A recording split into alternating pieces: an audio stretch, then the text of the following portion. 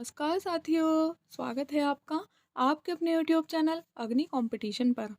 साथियों, जैसा कि आप सब जानते हैं, मैंने यूपी ट्रिपल एससी की प्रीवियस ईयर्स के जितने भी आए हुए क्वेश्चंस हैं उनकी घटना चक्र की सीरीज़ चलाई हुई है, जिसके 4 पार्ट मैं अपलोड कर चुकी हूँ। आज ये 5th पार्ट होगा और इससे पहले के जो भी पार्ट्स आप देखना चाहें तो वो आप मेरे चैनल की प्लेलिस्ट में जाकर देख सकते हैं। तो चलिएगा, स्टार्ट करते हैं।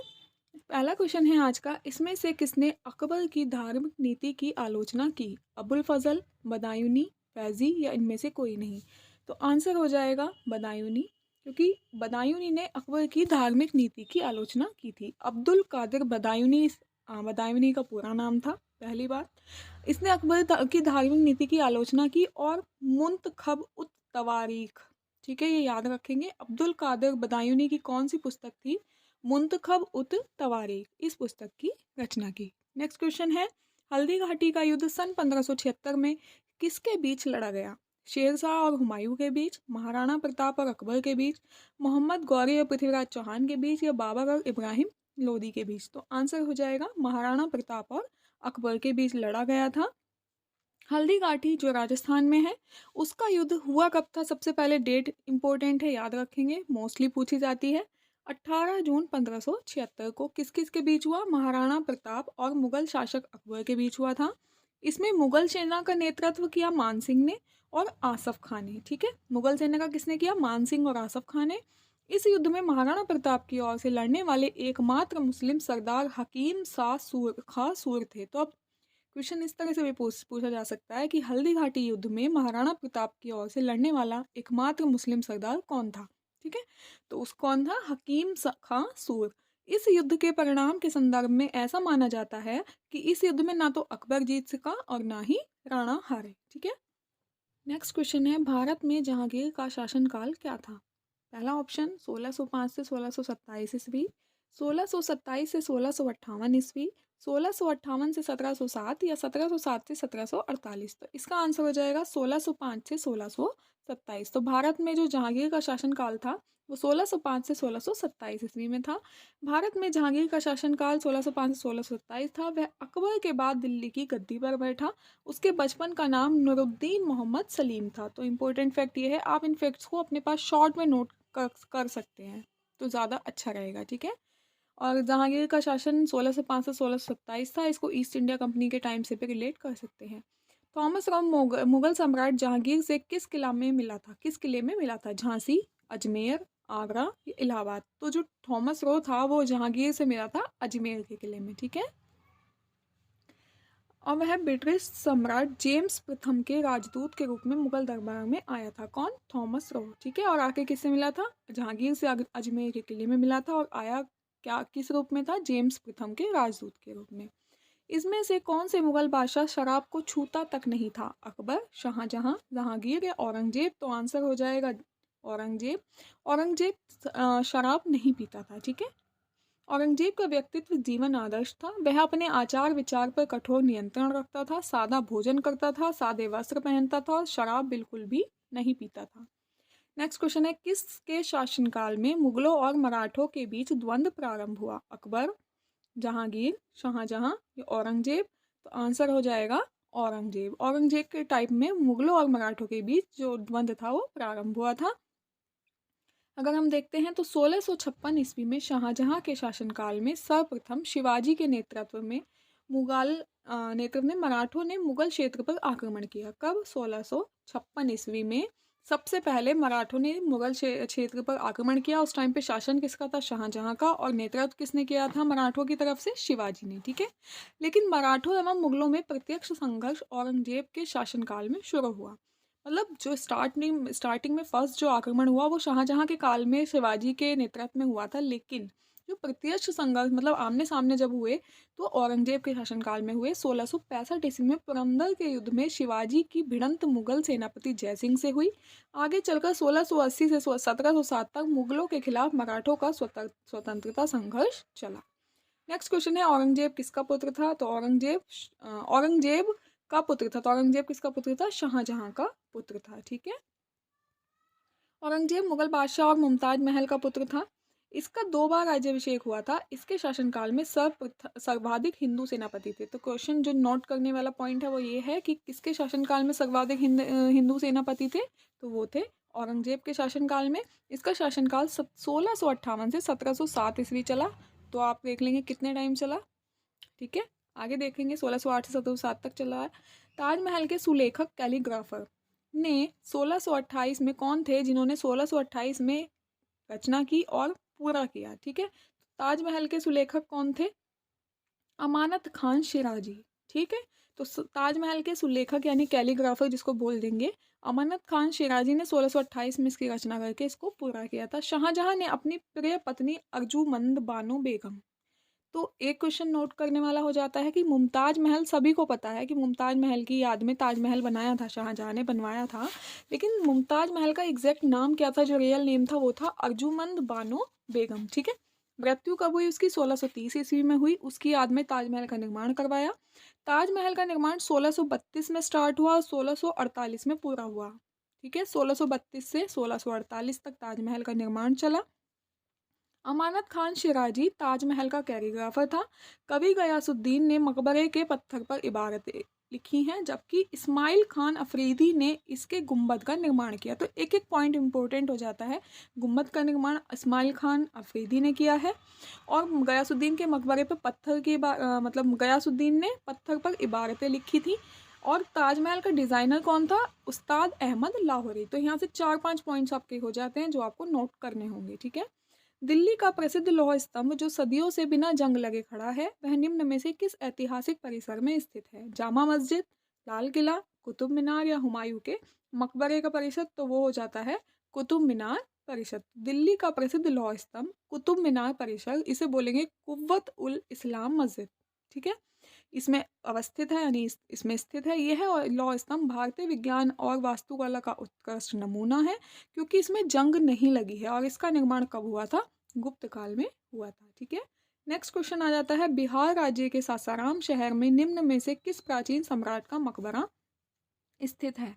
बहादुर शाह जफर, अलाउद्दीन खिलजी, शेर शाह सूरी या कुतुबुद्दीन ऐबक? तो बिहार राज्य के सासाराम में किसका मकबरा है? शेर शाह सूरी का। ये बहुत इंपॉर्टेंट क्वेश्चन है, इसको नोट कर लें, ठीक है। शेर शाह सूरी का मकबरा बिहार के सासाराम नामक स्थान पर है और एक तालाब के बीच ऊंचे चबूतरे पर बना है। यह आकार और गौरव दोनों दृष्टियों से भारतीय स्मारक निर्माण कला का सम्मिश्रण प्रदर्शित करता है। तो मकबरों का मैं एक अलग से वीडियो बना दूंगी, आप उसको एक बार देख लेंगे। तो उसमें मैं जितने भी मकबरे के या जिसका भी मकबरे इंपॉर्टेंट हैं या उससे इंपॉर्टेंट जितने भी फैक्ट्स आते हैं वो सभी मैं उसमें इंक्लूड कर दूंगी, ठीक है। आगे है, प्रसिद्ध चित्रकार मीर सैयद अली चित्रकारी हेतु किस मुगल शासक के सहयोगी थे? बाबर, जहांगीर, अकबर या हुमायूं? आंसर है हुमायूं। तो जो चित्रकार सैयद अली थे वो हुमायूं के सहयोगी थे। प्रसिद्ध फारसी चित्रकार मीर सैयद अली मुगल शासक हुमायूं के सहयोगी थे। इसने अब्दुस समद के साथ मिलकर मुगल चित्रकला की नींव रखी, ठीक है। किसके साथ मिलकर? अब्दुस समद के साथ मिलकर। विश्व प्रसिद्ध मोर सिंहासन का निर्माण और उसकी लाल किले की स्थापना निम्न में से किस मुगल शासक ने की थी? शाहजहां, जहांगीर, अकबर या बहादुर शाह प्रथम? तो आंसर आ जाएगा शाहजहां, क्योंकि मैंने इससे पहले भी शायद मैंने एक वीडियो बनाई हुई है, कंप्लीट हिस्ट्री है उसमें, जिसके जितने भी वन लाइनर की पॉइंट्स हैं मैं उसका डिस्क्रिप्शन बॉक्स में लिंक दे दूँगी। आप उसको जाकर ज़रूर देखें और उसको देखने के बाद आपको रियलाइज़ होगा कि आपकी पूरी हिस्ट्री कवर हो गई है, मतलब पूरी हिस्ट्री का आपने एक बार रिविज़न कर लिया है। उसमें सभी तीनों हिस्ट्री इंक्लूड हैं, मॉडर्न, एंशिएंट एंड मिडाइवल, ठीक है। तो उसे ज़रूर देखें, एक बार उसे देख लें तो आपके लिए बहुत हेल्पफुल रहेगी। फिलहाल इसका आंसर देखेंगे तो इसका आंसर हो जाएगा शाहजहां। शाहजहां के काल को स्थापत्य काल कहा जाता था और जहांगीर के काल को चित्रकला का काल कहा जाता था, ठीक है। तो शाहजहां ने 1648 में दिल्ली शाहजहानाबाद में एक चतुर्भुज आकार का किला बनवाया था, जो लाल बलुआ पत्थर से निर्मित होने के कारण लाल किले के नाम से प्रसिद्ध हुआ। इसी किले के दीवाने आम के पीछे दीवार में बना एक कोष्ठ, जहां पर विश्व प्रसिद्ध तख्ते ताउस रखा जाता था, जिसे मयूर सिंहासन कहा जाता था, ठीक है। नेक्स्ट क्वेश्चन है, दिल्ली में कुतुब मीनार दुनिया की सबसे ऊंची ईंट की बनी मीनार है। इसमें कौन से राजा का ने निर्माण में योगदान नहीं दिया? फिरोज शाह तुगलक, कुतुबुद्दीन ऐबक, अलाउद्दीन खिलजी या इल्तुतमिश? तो आंसर हो जाएगा अलाउद्दीन खिलजी। बाकी इन्होंने क्या क्या योगदान दिया वो भी देख लेंगे। कुतुब मीनार का निर्माण कुतुबुद्दीन ऐबक ने करवाया। मतलब नींव किसने रखवाई कुतुब मीनार की? नींव रखवाई थी कुतुबुद्दीन ऐबक ने। ठीक है, अब क्या हुआ, नींव रखवा दी, उसके बाद कुतुबुद्दीन ऐबक के बाद आया है जब इल्तुतमिश आता है, तो इल्तुतमिश के कार्यकाल में जाकर इसका निर्माण कार्य पूरा हुआ। ठीक है, नींव रखवाई कुतुबुद्दीन ऐबक ने, निर्माण कार्य पूरा करवाया इल्तुतमिश ने। फिर क्या होता है, फिरोज शाह तुगलक जब आता है तो उसके शासनकाल में बिजली गिरने से इसकी चौथी मंजिल मंजिल क्षतिग्रस्त हो गई थी। तो फिर क्या हुआ, फिरोज शाह ने इसे तुड़वाकर इसके स्थान पर 2 मंजिलों का निर्माण करवाया। तो मतलब नींव रखवाई कुतुबुद्दीन ऐबक ने, कंप्लीट हुआ इल्तुतमिश के काल में, और दोबारा से जो निर्माण हुआ है जब बिजली गिरने के बाद, तो वो करवाया था किसने? फिरोज शाह तुगलक ने। ठीक है, तो इस प्रकार कुतुब मीनार में 4 मंजिलों के स्थान पर 5 मंजिलें बन गई, जो आज भी विद्यमान है। स्पष्ट है कि कुतुब मीनार के निर्माण में अलाउद्दीन खिलजी का कोई भी योगदान नहीं है। कुतुब मीनार स्थित है, कहाँ स्थित है कुतुब मीनार? सबको पता है, दिल्ली में स्थित है। नेक्स्ट क्वेश्चन है, पंचमहल किस में स्थित है? हवा महल और ग्वालियर का किला फतेहपुर सीकरी या आगरा का किला? तो पंचमहल है फतेहपुर सीकरी में। पंचमहल का निर्माण करवाया किसने था? अकबर ने। ठीक है, पहला क्वेश्चन, पंचमहल का निर्माण किसने करवाया? अकबर ने। कहाँ पर है? फतेहपुर सीकरी में, वहाँ की ये सबसे ऊंची इमारत है। पिरामिड के आकार में बनी हुई पंचमहल को हवा महल भी कहा जाता है। मुगल बादशाह अकबर के इस निर्माण कार्य में बौद्ध विहारों एवं हिंदू धर्म का प्रभाव स्पष्टतः दिखाई पड़ता है। और पंचमहल को पत्थर में स्वप्न, ये इंपॉर्टेंट फैक्ट है, पत्थर में स्वप्न किसका उपनाम है? पंचमहल का उपनाम है। नेक्स्ट क्वेश्चन है, निम्न में से किस मुगल सम्राट द्वारा आगरा के किले का निर्माण किया गया था? शाहजहां, अकबर, औरंगजेब या जहांगीर? तो मुगल सम्राट किसने करवाया था? वो करवाया था अकबर ने। आगरा के किले का निर्माण, आगरा के किले का निर्माण मुगल सम्राट अकबर के द्वारा करवाया गया। अकबर ने अपने शासनकाल में दीवान आम, दीवान खास, पंचमहल, खास महल, तुर्की सुल्ताना की कोठी, जोधाबाई का महल, इन सारी इमारतों का निर्माण फतेहपुर सीकरी में करवाया। दिल्ली स्थित प्रसिद्ध हुमायूं का मकबरा का वास्तुकार कौन था? मिराक मिर्जा घियात, अब्दुल लतीफ, मीर कासिम या शेख आलम शाह? तो आंसर हो जाएगा मिराक मिर्जा घियात, ये हुमायूं के मकबरे का वास्तुकार था। ठीक है, दिल्ली स्थित प्रसिद्ध हुमायूं के मकबरे का वास्तुकार मिराक मिर्जा घियात थे, जिन्हें अफगानिस्तान के हेरात शहर से बुलवाया गया था। यह मकबरा हुमायूं की विधवा बेगम हमीदा बानो ने बनवाया था। क्वेश्चन बनता है कि हुमायूं का मकबरा किसने बनवाया? तो किसने बनवाया? हमीदा बानो ने। यह चारबाग शैली में बना है, ये भी याद रखेंगे। और वर्ष 1993 में यूनेस्को द्वारा विश्व धरोहर स्थल में घोषित किया गया। नेक्स्ट क्वेश्चन आ जाता है, मुगल वंश के पहले सम्राट बाबर ने अपने देशीय भाषा चगताई, ठीक है, कौन सी थी? चगताई, तुर्की में अपनी आत्मकथा लिखी। चगताई तुर्की में। इस पुस्तक का क्या नाम है? मुगल नामा, बाबर नामा, बाबर मुबारक, बाबर बिहाया? तो इसको आप इस वाले क्वेश्चन का आंसर आप कमेंट बॉक्स में मुझे बताएंगे कि इस पुस्तक का क्या नाम है, या ये कहें कि बाबर की आत्मकथा का क्या नाम है। इसका आंसर मुझे कमेंट बॉक्स में प्लीज़ बताएं। देखती हूँ कि आप सब क्या क्या रिप्लाई देते हैं। आगे नेक्स्ट क्वेश्चन देखते हैं, आईने अकबरी किसने लिखा? तो आईने अकबरी लिखा अबुल फजल ने। ठीक है, अबुल फजल ने आईने अकबरी की रचना की है। अबुल फजल अकबर के नवरत्नों में से एक थे, जिन्हें सर्वप्रथम तौहीद ए इलाही तथा दीन ए इलाही का प्रधान पुरोहित बनाया गया। तो अबुल फजल के नवरत्नों में से कौन था? अबुल फजल था, और उन्हें तौहीद इलाही और दीन इलाही का प्रधान पुरोहित बनाया गया। अबुल फजल ने कालिया दमन, यानी कि श्री कृष्ण का फारसी में अनुवाद किया। कालिया दमन जो श्री कृष्ण के ऊपर लिखी थी, उसका फारसी में अनुवाद किया गया, तथा अपने ग्रंथों में अमेरिका की खोज का उल्लेख किया है। शाहजादा सलीम के इशारे पर ओरछा के बुंदेला सरदार वीर सिंह देव ने अबुल फजल की हत्या कर दी। नेक्स्ट क्वेश्चन है, तारीख फिरोज शाही के लेखक कौन है? तो जियाउद्दीन बर्नी तारीख फिरोज शाही के लेखक है, जियाउद्दीन बर्नी। ठीक है, तो जियाउद्दीन बर्नी एक इतिहासकार और राजनीतिक विचारक था। पहली बात, कौन था? तो इतिहासकार और विचारक था, जिसे मोहम्मद बिन तुगलक और फिरोज शाह के शासनकाल में जो भारत में रहा था। तारीख ए फिरोज शाही इसकी प्रसिद्ध ऐतिहासिक कृति है। किसकी? जियाउद्दीन बर्नी की। ठीक है, ज्ञातव्य है कि शम्से सिराज अफीक ने भी तारीख ए फिरोज शाही की रचना की है। अकबरनामा के प्रसिद्ध लेखक कौन थे? तो अकबरनामा के प्रसिद्ध लेखक अबुल फजल थे।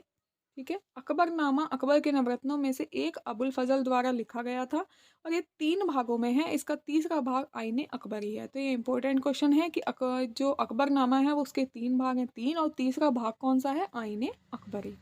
नेक्स्ट क्वेश्चन है, निम्न में से कौन सा सुमेलित नहीं है? बाबरनामा बाबर ने लिखी है, शाहजहांनामा मोहम्मद ताहिर, हुमायूंनामा हुमायूं ने, या तुजुक ए जहांगीरी जहांगीर ने। तो आंसर है हुमायूंनामा।